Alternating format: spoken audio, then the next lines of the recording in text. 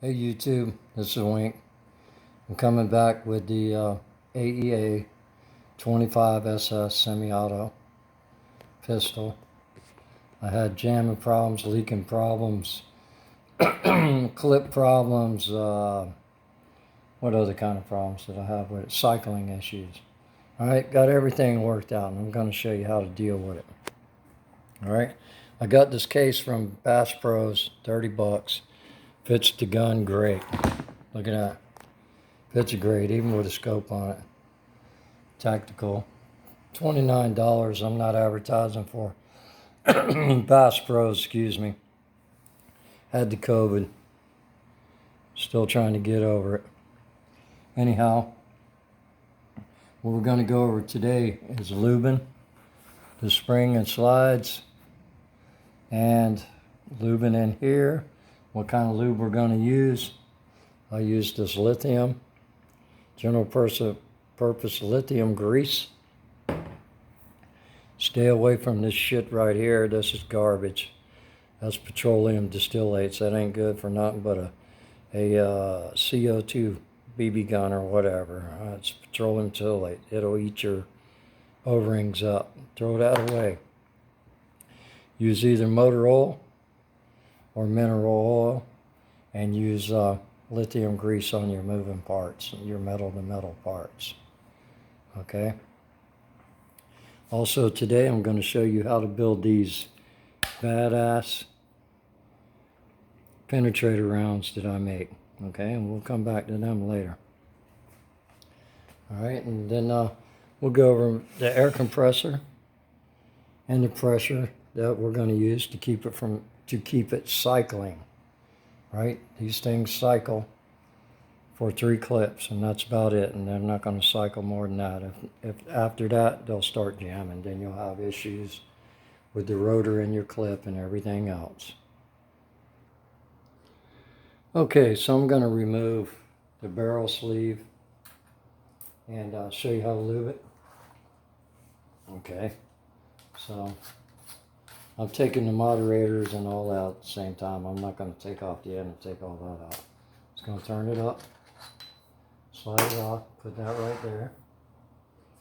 And then I'm going to show you how to lube it.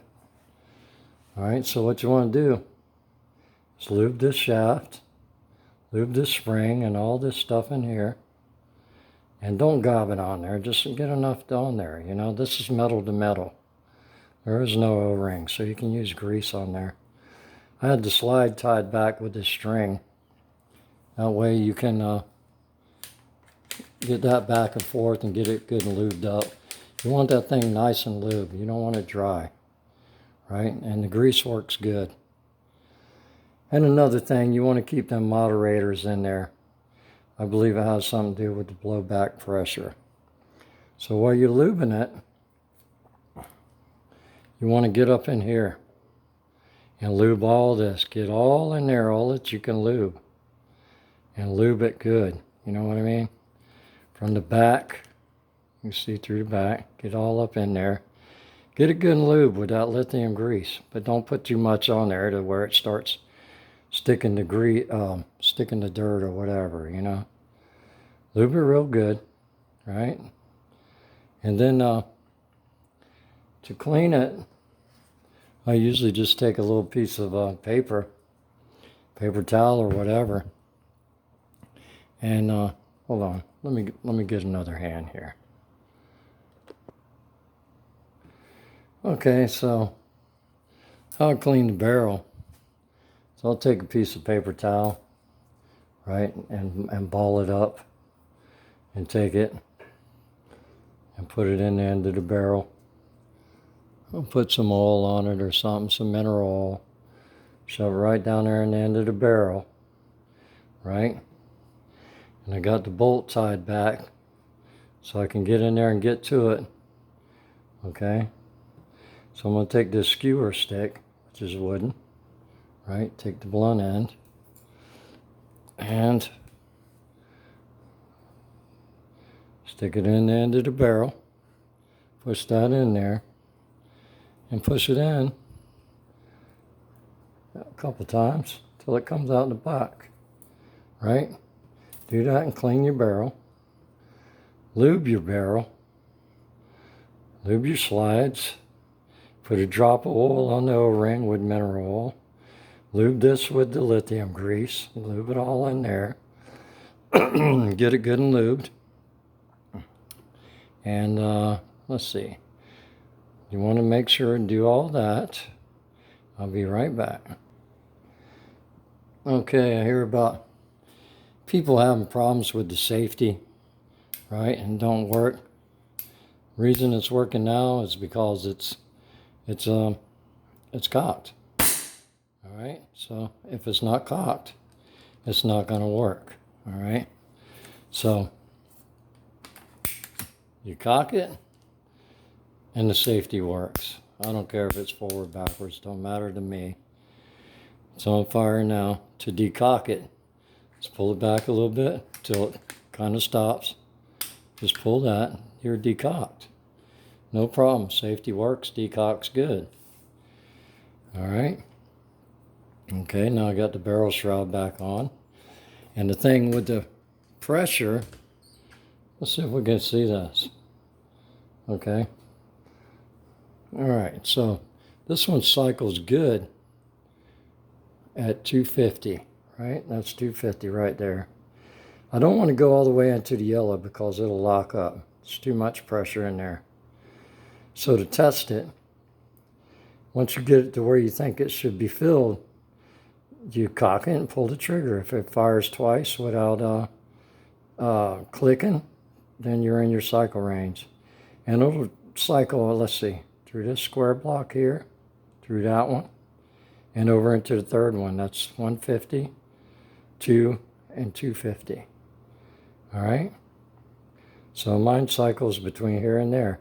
Anything from this point back this way, I have to load manually and fire manually because it's not cycling. But that's okay. I'm good with that. But that's your cycling problem right there. Has to do with your air pressure. Too much or too little, it's not going to cycle. Okay, now for the clips. Here's a good rule of thumb. This is a bin tack trick, I guess. All right, and a piece of paper. And it should slide right through there without too much of a problem, without a whole lot of resistance, right? And you want to keep that good and smooth. Now what happens to these things, if it's not cycling correctly, you don't have enough pressure in or whatever, and it jams one time, maybe a couple. You can see that rotor in there that holds the pellets, right? Maybe you can, maybe you can't. Anyhow, there's a rotor in there that has to turn freely. If the pellets are too long, too heavy, excuse me, it'll cause drag. So what I use in mine is 20.6 grain H&N round tips. They work good, and I use the JSB 25s, and they work good, and I'll tell you why here in a second. All right, so this one jammed on me a couple times before I knew about the air pressure, cycling, and all the other things involved with getting the gun to work right. Okay, so I took it apart, took the screw out, took it apart. It wasn't the spring. That's what I thought it was. Everybody's yelling spring. It's usually not the springs. The springs are spring steel. They don't go bad. Okay, so the thing is it'll get grooves, gouges, and burrs on it and make that rotor turn slow. So take it apart, and any sharp edges, sand it with fine sandpaper and get it good and smooth so that thing turns really good in there. You can even hit it with a shot of dry silicone, help it turn a lot better. And the faster this thing spins, the faster that shoots without jamming. Like I said, you're only going to get probably 3 clips cycled through there. And you got to make sure it's cycling right. Okay. So these are the problem. But they're not a big problem. You get them adjusted right. You get the right tension on it. And when you go to load them, you don't load this way. There's no spring that way. As you can just see, that falls apart. You go this way. Spring it around.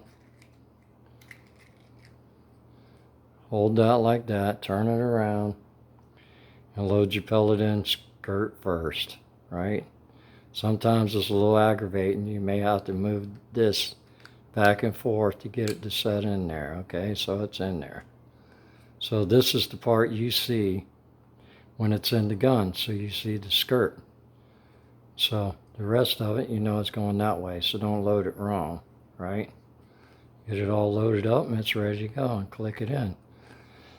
Now, if you want to shoot slugs in this gun, leave this clip out.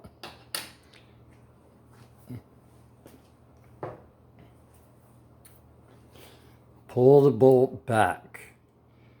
Load, you can't see it on this, but pull the gun back and load your pellet manually. Whatever size it is, don't matter what size it is, the length, the weight, it doesn't matter. As long as it's 25, it will shoot any pellet you put in there without the clip, okay? So that's the way you want to do it. If you want to shoot other pellets that you bought that won't work in your clip, you can get rid of them by doing this. Okay, I'm going to show you how to make these penetrator rounds that I use. They're awesome, badass. I think they're a little better than the H&N Hornets. Damn COVID bullshit, man. Anyhow, this is what I use, the Cro-Magnon, right? 26.24 grain, 25s. Okay, and I'll take 1 drop of super glue. Yeah, let me get my pointing stick here. I'll take 1 drop of gel super glue. It's got to be gel. 1 drop, exactly. And put 1 drop gel super glue on there, right? Okay, and then you either take, okay, let's see, take a copper BB and set it on there, just like that. All right. Okay, now here's a couple of used rounds. This is how good they stay in there. This one went through a 2x4 and a couple of pieces of plastic. And all it did was just distort it and shorten it. So it didn't distort it hardly any. This one here I had to dig out. This one here I had to dig out of a piece of wood. But it stayed together. It didn't come apart. You know, I haven't had one come apart yet unless it hit concrete or something. But they surely hold together good. And that's how you build them. These are badass rounds. I love them. They're really long, but they work great. And you have to manually load them into the AEA. But on my Air Force, I can just put them in there. It's bolt action. If you want a slug gun, buy bolt action. All right. So this is the rounds. Damn it. This is the rounds I prefer to use. 20.46 grain. And because of that dome, if this gets struck by the pin, that pushes it into the gun. You got less air for it to mess up and hang up. Got that round part. The Exact Kings, they're the same way. They got that round on there. I like that. And these are 25.39 grain. Okay, and the Cro-Magnons, you'll have to shoot them without the clip in there because they're tall. All right, and then you got the Barracuda Hunter, which don't work good in this gun. Might in some others, but it's not in this one. And then the Silver Point and the H&N slugs. Right, so out of all of them, this is my preference. This is really my preference right here. I love these. These scream at 700 feet per second. Okay, so I think we've covered all the issues. Covered the issues with the clips, right? Get them right. You pump the gun up right. You don't get too much air. You don't get too little air. Once you get all that right, this thing, man, you'll be able to pick it right up and start blasting immediately. You know? I like the case, it fits in there good. So that's the issues. You know, get it good and lubed up. Lube it in here. Don't use any petroleum distillates. Believe it or not, motor oil is the best oil you can use. But only use that where the pin goes in to the barrel with the pellet around the O-ring. That's it. The rest of it, I use the lithium grease. And I retain all my baffles in there. So I believe it has something to do with the blowback action on it. Alright. So, my compressor, I really like this thing. This is the high pressure. I got 18 volt max. It's a really good compressor. Works good on my guns. I can fill my AEA and my Air Force Talon probably 4 times a piece with this. At 36 on the AEA and 3,000 on the Air Force. Really nice pump.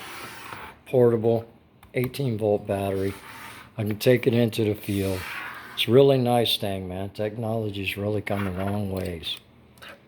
Alright, so all I have to do with this is just plug it in right there and fill it up to the required fill. If I do it just right and it cycles, I've got no problems. I've got no complaints with this gun whatsoever. I've had it for a month and I'm really loving it, man. You know what I mean? If Terry or Bentac wants to send me one of their guns, I'd be happy to take one. I will be buying more later on, but I know what to look for now. If you know what to look for, and you know how to operate this gun, because the problem with this gun is operator error due to lack of information by the supplier. And probably the supplier don't even know this information. These things come out on the assembly line as fast as the speed of light, you know what I mean? The plastic, I have no complaints with it. Some people, oh, cheap plastic. Well, this thing works good as a metal one. You know what I mean? Works just as good as long as that rotor's not got any burrs on it or slowed down. I don't have to get a spring for it, and that's what I thought. But spring steel doesn't go bad. It's a spring. They make it out of spring steel. All right? So, but it's been working really great. So, I have no problems with it. I had a leak, and the leak was, let's see, where's my pointer? The leak was right here on one of these screws. I took some, I watched a Bentac video of him checking the seals in it.